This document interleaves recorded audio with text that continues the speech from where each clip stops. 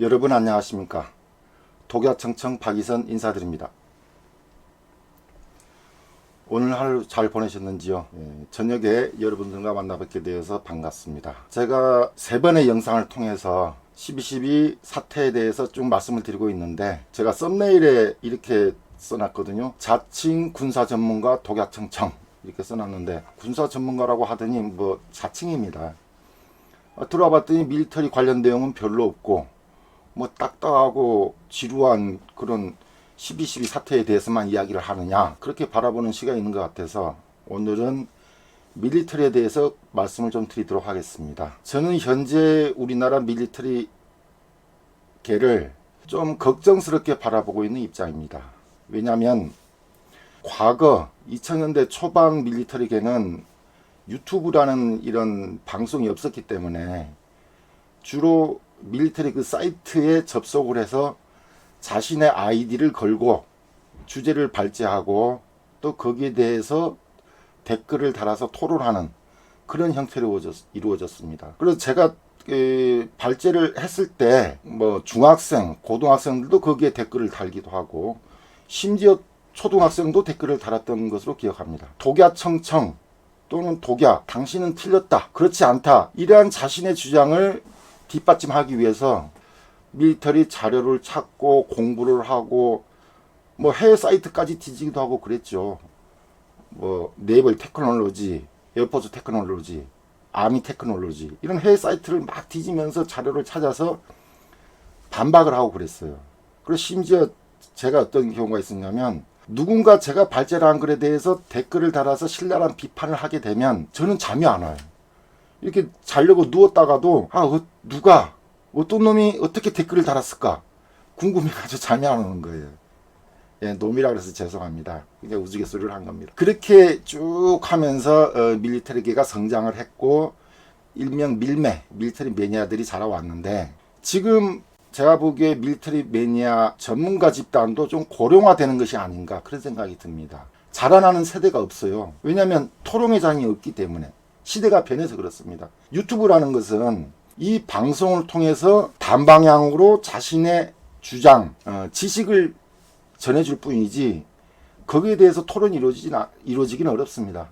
물론 댓글창이 있긴 한데 그 댓글을 일일이 클릭을 해서 그건 그렇다, 이렇게 저렇지 않다 말할 수가 없거든요. 왜냐하면 댓글은 묻혀버립니다. 그래서 대부분의 밀리터리 그 유튜버들, 물론 아주 유익하고 좋은 방송을 하는 유튜버들도 많이 있습니다만, 또 어떤 분들은 단순히 뉴스를 가져와서 그냥 방송해주는, 뭘 팔았다, 뭐가 계약됐다더라, 뭐가 개발됐다더라, 또는 뭐 이래서 우리나라 최고다, 그래서 이제 국뽕을 불러일으키는 것이죠. 국뽕. 그러는 와중에 우리 밀리터리계는 점점 허약해지고 있는 것은 아닌가, 저는 그렇게 생각합니다. 밀리터리계뿐만 아니고 우리나라 국방력도 겉으로 보이는 것 외에 허약해지고 있습니다. 일례로 사람들은 저출산을 이야기합니다만, 저출산으로 인해서 지금 전방 사단들도 뭐 통폐합되고 없어지고 그런 경우가 많이 생겼죠. 병역 자원이 부족합니다. 우리가 아무리 군함을 많이 만들면 뭐합니까? 배 탈 수병들이 없어요.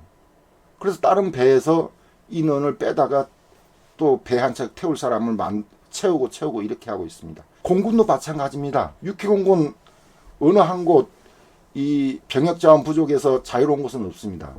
제가 이제 그 전부터 주장했던 것 중에 하나가 공군 전술 전투기 500대론을 제가 주장을 했거든요. 2000년대 초반에는 500대 이상이었습니다. 하이,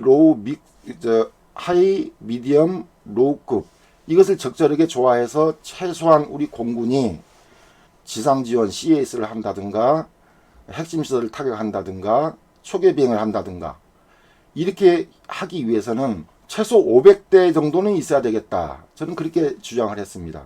그런데 이제 어떤 사람들은 무슨 소리냐, 전투기의 질이 좋으면 500대가 아니라 320대도 충분하다, 이런 주장이 있었어요. 그래서 지금 현재 우리나라 공군의 전술 전투기는 약 380대 정도로 알려지고 있습니다. 2000년대 초반에 비해서 전투 비행단 하나 이상이 통째로 사라져 버린 겁니다. 그리고 우리가 전술 전투기 380대를 가지고 있다고 해서 모두 유사시 활용할 수 있는 것은 아니에요. 그 중에 10% 이상은 항상 주기 정비, 오버올 정비, 전력에서 이탈되어 있습니다. 그렇게 보면 우리가 보유하고 있는 전투기, 실제 전투에 활용할 수 있는 전투기는 350대 미만이다 이렇게 봐도 과언이 아니겠죠. 여기에서 얼마 전에 이제 F4 팬텀이 타격했습니다만 곧 F5도 퇴역을 해야 되고 지금 전력 가치가 크게 크지 않은 전투기를 그냥 유지하고 있는 것일 뿐이거든요. 그런데 이제 KF-X 개발이 성공적으로 진행되어 KF-21이 20대 플러스 20대 해서 40대가 도입된다 하더라도 블록 1, 블록 2, 블록 3까지 차근차근 개발이 잘 되었을 경우 우리로서는 매우 좋지만 우리 공군이 활용하기 위해서는 최소한도 블록 2의 능력은 가져야 됩니다. 블록 1은 공대공 전투 능력, 블록 2는 공대지 전투 능력을 말합니다. 이랬을 때 전투기로서의 가치가 있는 것인데 아직 블록 1 개발도 완성되지 않은 상태입니다. 블록 2 개발도 언제 계획대로 되면 곧 들어가겠지만 이 전투 KF-21이 우리 공군에 인도되어서 제대로 그 가치를 발휘하게 되려면 2030년대 초중반 이때나 가능합니다. 그때까지 그러면 우리 전투기는 어떡합니까? F5를 계속 말하자면 그 똥파이브를 계속 날려야 되는 거예요. 이런 문제점이 있습니다. 그 외에도 여러 가지 문제점이 있습니다. 얼마 전 호주에서 호위함 사업을 했는데 현대중공업과 하나오션이 따로따로 입찰을 해서 결국 일본의 우부지를 챙겨갔다. 그런 것. 그 다음 지금 폴란드에서도 지금 원팀을 꾸리지 못하고 따로따로 입찰을 보고 있다. 이런 것. 이런 문제에 대해서 우리 밀리터리 매니아들이 좀 지적을 하고 그래야 되는데 좀 소홀한 것 같습니다. 무조건 국뽕 가득한 그런 방송만 하니까 사람들은 유튜브를 보고 나서 야 우리나라 국방력이 최고다. 지금 잘 나가고 있는가 보다 이렇게 생각을 하죠. 하지만 대부분 그렇습니다만 그렇지 않은 경우도 있다는 것을 말씀드립니다. 또 한 가지 문제는 군의 허리가 무너지고 있다는 것입니다. 군의 허리. 저는 이 선거제도의 그 가장 큰 문제점 중에 하나가 무엇이라고 보냐면 포퓰리즘이에요. 포퓰리즘. 표를 얻기 위해서 호황된 정책을 막 펴는 것입니다. 그리고 온당치 않은 정책을 실행하는 것이에요. 제가 군 생활할 적에 이렇게 말씀드리면 야 또 꼴통 같은 소리 하지 마 이렇게 할 수도 있는데 과거부터 말씀을 드려야 지금 이해가 되지 않겠습니까? 제가 군 생활을 할 때 육군 기준으로 복무 기간이 3년이었어요. 해군이 32개월, 공군은 33개월 그랬습니다. 여기에 대학교를 다니면서 결혼 훈련을 받고 온 대학생들은 한 달을 줄여졌습니다. 그래서 그것을 매우 사람들이 부러워했었죠. 그때 육군 기준 30개월이면 겨울에 가서 입대해서 겨울을 2번 보내고 해가 바뀐 그 다음 해에 또 겨울에 제대하는 이런 경우였거든요. 그러니까 자기 부대에 대해서 속속들이 알고 있는 것이죠. 언제쯤이면 멧돼지가 내려온다.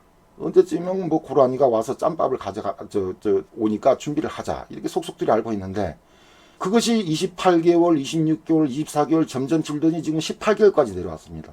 군인들을 많이 오랜 기간 복무시키자는 말이 아니라 18개월까지 내려온 데다가 저출산으로 인해서 병역자원은 감소하고 있는데 이것을 지탱해 나가려면 결국 허리밖에 없거든요. 허리.